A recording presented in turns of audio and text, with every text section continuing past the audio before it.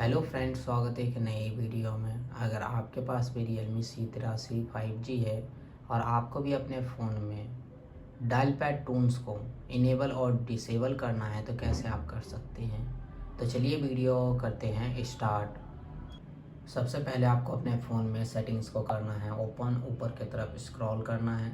यहाँ पर आपको मिलेगा साउंड एंड वाइब्रेटिंग, क्लिक करना है। ऊपर की तरफ स्क्रॉल करना है, मोर साउंड पर क्लिक करना है। सबसे टॉप में मिलेगा dial pad Toons, right side में मिलेगा स्विच।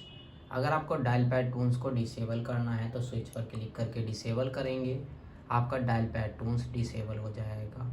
अगर आपको डायल पैड टून्स को इनेबल करना है तो स्विच पर क्लिक करके इनेबल करेंगे, आपका डायल पैड टून्स इनेबल हो जाएगा। इसी तरह से आप lock screen sound, screenshot sound, touch sound को भी इनेबल और डिसेबल कर सकते हैं। तो आज के वीडियो में बस इतना ही, और हमारे वीडियो देखने के लिए share, subscribe, like, bell icon के बटन ज़रूर दबा दें ताकि आने वाले वीडियो का नोटिफिकेशन आपको मिलता रहे। मिलते हैं नेक्स्ट वीडियो में एक नई टॉपिक के साथ, तब तक के लिए नमस्कार।